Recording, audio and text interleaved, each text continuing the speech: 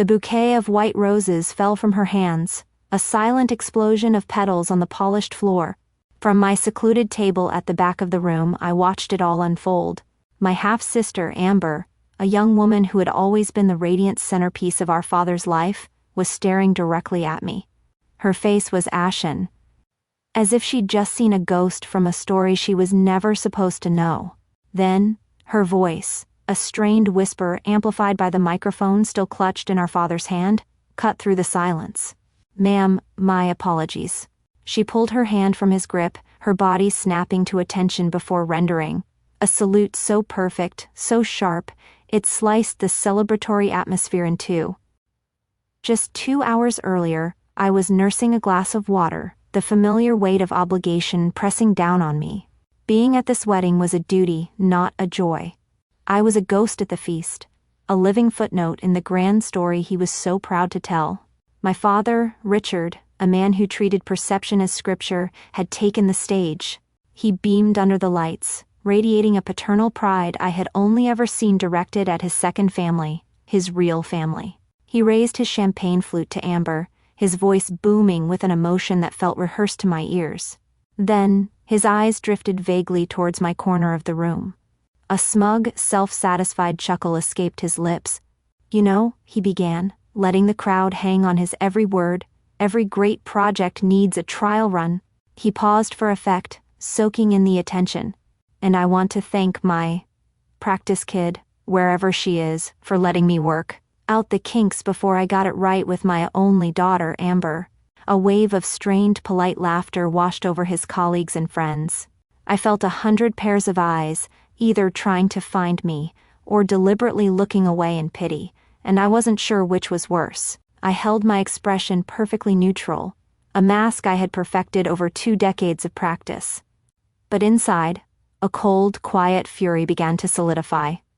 It wasn't just the cheap joke. It was the public confirmation of my role as a rough draft in his life. I saw every missed school play, every parent-teacher conference he was too busy for, every academic award of mine that was met with a distracted pat on the head. This casual cruelty was his signature, the final stamp on a childhood, spent in the shadows of his grander ambitions for a new family. He was erasing me, and he was asking everyone to applaud. He called me a practice kid. To my father's friends, I was a pleasant but forgettable accessory to his life. At family barbecues and holiday dinners, Richard had a well-rehearsed script he'd use whenever someone asked what his older daughter did. He'd give a dismissive wave of his hand and say, "Oh, Evelyn, she's got some sort of government admin job up in Maryland. Lots of paperwork, you know how it is." He made my life sound beige, unimportant, a placeholder. A boring desk job for his boring first daughter. It was a simple, effective narrative that required no further questions and allowed him to pivot back to what really mattered, his second, better family. I'd just stand there and nod, a polite smile fixed on my face. Inside, I was calculating the number of federal laws I would be breaking if I told the truth about my paperwork. The quietness he complained about, the secrecy he framed as me being antisocial. It was my job. It was operational security. But in his world, it was just another personal failing, another way I didn't measure up. When my half-sister Amber received her acceptance letter to the Air Force Academy, he threw a party that rivaled a wedding reception. He called her the family's first real officer, a phrase that landed like a punch to the gut every single time. My own direct commission ceremony a few years prior was met with a last-minute text message, "Sorry, kiddo. Something important came up at the club." He saw a uniform on her and saw a legacy. He saw a uniform on me and saw a civil servant. His pride was a spotlight, and he chose where to aim it. Amber was his magnum opus, the child he got right. I was the inconvenient prologue he'd rather skip. He needed her to succeed in a loud, visible way so he could claim it as his own. My successes had to happen in silence, behind classified doors, where they couldn't possibly reflect any glory back on him. And so for years, he was allowed to believe his own story. He had no idea the admin job was a cover for a command position within Air Force intelligence. He had no idea his practice kid was running high-stakes surveillance operations. while his real officer was still learning how to march in formation. But on the other side of an unmarked door in Fort Meade, in a windowless room buried deep underground, a completely different reality existed. This was my world.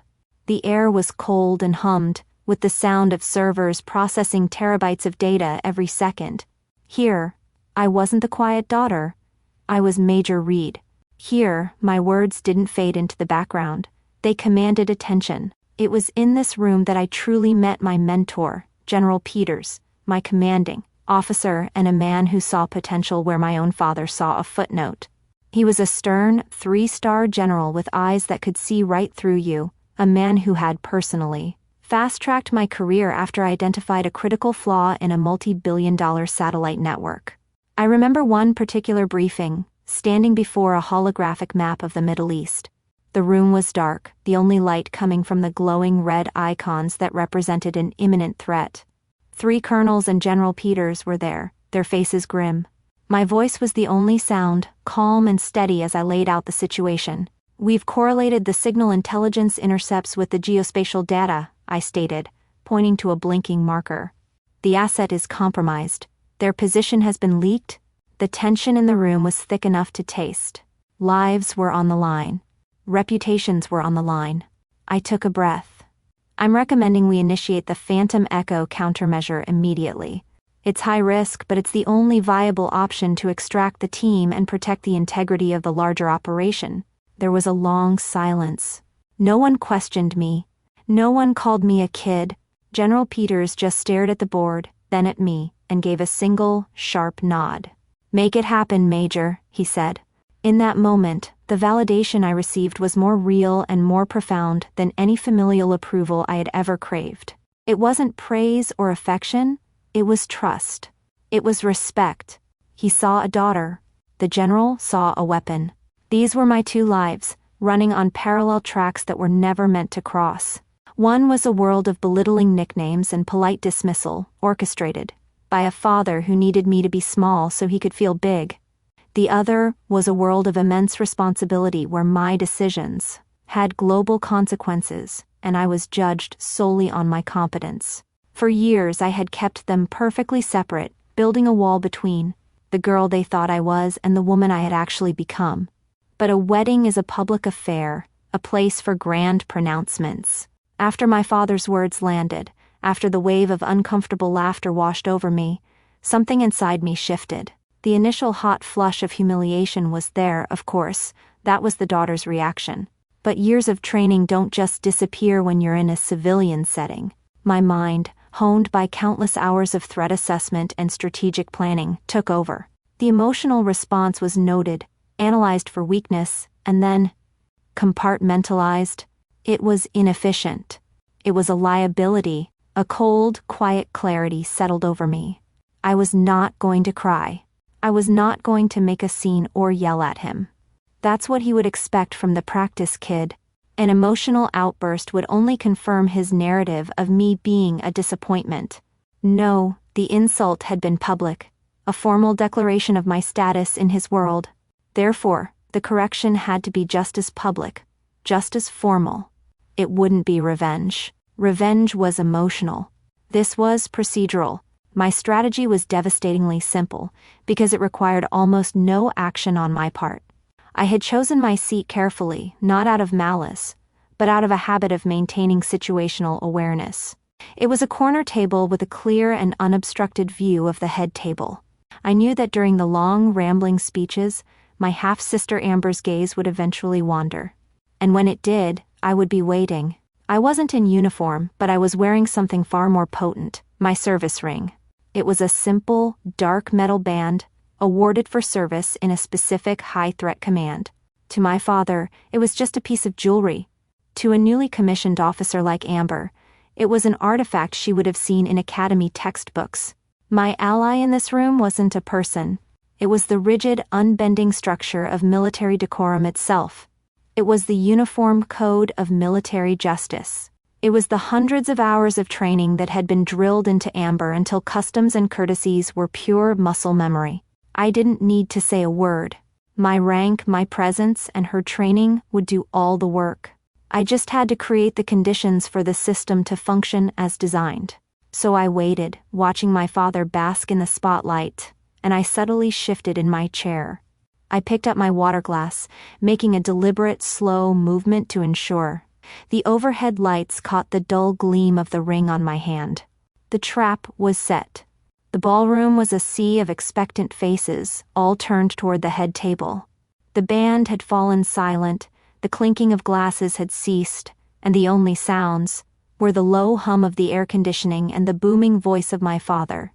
He stood in the center of it all, a king in his court, holding the microphone like a scepter. The videographer's camera light was a single piercing red eye, recording every moment for posterity. My father was at the absolute peak of his performance, his chest puffed out with a pride so immense it seemed to suck all the air from the room. He saved his final, grandest pronouncement for last. "So I lift the hand of my only daughter," he declared, his voice thick with manufactured emotion. "The first officer in our family's next generation, Lieutenant Amber Jensen." The room erupted in applause. It was the perfect crescendo to his perfect speech. Amber beamed, her smile as bright as the sequins on her dress, and she squeezed his hand. She was living the moment he had crafted for her, the culmination of his dreams for a legacy she could carry. As he held her hand aloft, a trophy for all to see, her eyes began to sweep the room, a happy, hazy gaze, meant to take in the adoration. Her eyes passed over my table, flickered on for a fraction of a second, and then snapped back, pulled by an invisible string. Her smile didn't just vanish, it shattered. I watched her mind work from across the room. I could almost see the gears turning, the pieces clicking into place with horrifying speed. First came the confusion. There was her sister, the boring one, the admin, the quiet footnote. But the woman at the table didn't look like a footnote. There was a stillness to me, a command presence that had been drilled into me through years of leading teams in high-stakes environments. It was a posture she had been trained to recognize and to respect. Her gaze dropped from my face to my hand, resting on my water glass. To the ring. Her academy training, I knew, was a flood of information she couldn't stop. Images from threat briefings, faces of legendary intelligence officers from her textbooks, names spoken in hushed, reverent tones in classified settings. She was connecting the face of her practice kid sister to a name she must have seen on a briefing slide, a name she was never supposed to associate with anyone in this room. Major Evelyn Reed. Call sign, Oracle, a living legend in the intelligence community she had just sworn an oath to join. The blood drained from her face. The bouquet of white roses tumbled from her hand, a silent explosion of petals on the polished dance floor.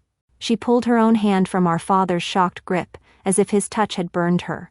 In the dead, echoing silence that had swallowed the applause, she pivoted. Her back went ramrod straight, her shoulders squared, her chin tucked. She executed a salute so sharp, so perfect, it could have cut glass. Her voice, amplified by the still live microphone, was clear and trembling with a cocktail of pure, unadulterated awe and terror. "Ma'am, my apologies. I didn't see you." A wave of confusion rippled through the guests. The applause died in an instant. The silence was deafening, broken only by a few confused whispers. My father's face, which had been a mask of beaming pride just seconds before, contorted into a grotesque sequence of bafflement, then irritation, then dawning, gut-wrenching horror. He stammered, his voice a pathetic croak next to Amber's declaration. "Amber, what are you doing? Put your arm down." But she didn't move. Her eyes were locked on me, her arm rigid, her expression one of absolute unwavering deference. She was a lieutenant, and she had just publicly acknowledged a superior officer. Every eye in the room followed her gaze. They swung from the saluting bride at the head table to the woman in the simple dress at the back. To me, they were all looking at the practice kid, the boring admin, the family. Footnote. And for the first time, they were seeing a complete stranger. In that moment, as the weight of 100 stares fell upon me, I didn't smile. I didn't gloat. I simply met Amber's gaze from across the room and gave a slow, deliberate nod, the silent, unmistakable acknowledgement of a superior officer accepting a subordinate's courtesy. The hierarchy had been publicly and irrevocably established. With my authority now a settled fact in a room full of stunned witnesses, I stood up. My movements were slow, deliberate. I didn't look at my father, whose face had crumpled into a mask of utter devastation. I didn't need to. His opinion was no longer a relevant data point in my life. I simply gave one last brief nod to my half-sister Amber, who was still standing at a rigid, perfect salute. It was a silent dismissal, an acknowledgement that the required courtesy had been paid. Then, I turned and walked away from the table. The walk across that ballroom floor felt 100 miles long. I could feel the burning stare of every single guest on my back. The air, which had been filled with music and laughter just minutes before, was now thick with frantic, sibilant whispers. I didn't rush. My footsteps were even and measured on the polished floor. I was leaving a gaping hole in the middle of my father's perfectly curated celebration, a void, filled with his public humiliation and 1,000 questions he would never be able to answer. As I pushed open the grand ballroom doors and stepped into the cool, quiet night air, I took my first deep breath of the evening. The party was over. My father had just never realized it wasn't his to begin with. A year can change everything. The gaudy, gold-leafed ballroom is a distant memory now, replaced by the quiet, functional austerity of my new office in the Pentagon. There are no chandeliers here, no ice sculptures, just secure phone lines, encrypted monitors, and a single, large window that overlooks the Washington Monument. My father's world was built on loud, empty displays. My world is built on quiet, vital substance. The nameplate on my desk doesn't say, Evelyn. It says, Lieutenant Colonel Reed, a promotion I earned 6 months ago. Just this morning, I had the privilege of pinning a new rank on a young captain from my own command. It wasn't a party, it was a small, formal ceremony in my office. As I fixed the silver bars to his collar, I saw the fierce pride and gratitude in his eyes. I offered him my congratulations, and we spoke for a while about his next assignment. I was now a mentor, a leader, someone responsible for shaping the careers of the next generation of officers. I was building the kind of supportive, merit-based environment that I had always been denied. It was a legacy far more real than any toast could ever be. The team I lead here. They are my family now. Not a family of obligation or blood, but one forged in the crucible of shared secrets and national security. Our bonds are built on fierce loyalty, mutual respect, and the quiet, unshakable trust that comes from knowing the person next to you is the absolute best at what they do. There are no belittling nicknames here, no condescending jokes, just a shared mission, and an easy camaraderie born of intellectual challenge. They know me not as a footnote, but as their commander. Their respect isn't a performance, it's earned every single day. Last week, an official military email appeared in my inbox. My heart didn't race, my hands didn't tremble. I felt a calm curiosity. The sender was First Lieutenant Amber Jensen. The subject line was simple, formal, and spoke volumes, request for counsel. I opened it. The message was concise and deeply respectful. She apologized profusely and sincerely for our father's conduct at her wedding. Then, she asked if she might have 15 minutes of the colonel's time in the coming weeks to ask for some career guidance, officer to officer. The power dynamic had been permanently, irrevocably reset. The golden child was now asking the practice kid for the map. I read the email one more time, a small, sad smile touching my lips. Then I moved the cursor and clicked Archive. I would reply, of course, but I would do it on my time and on my terms. I turned back to the mission map glowing on my main screen, my mind already focused on the work that truly mattered. My peace was no longer contingent on their approval. It was mine. My father believed a legacy was something you announce into a microphone. I learned a true legacy is something you earn in silence, and have acknowledged with a salute. If you've ever been forced to build your own worth outside your family's shadow, share your story below. In this community, your service is always recognized.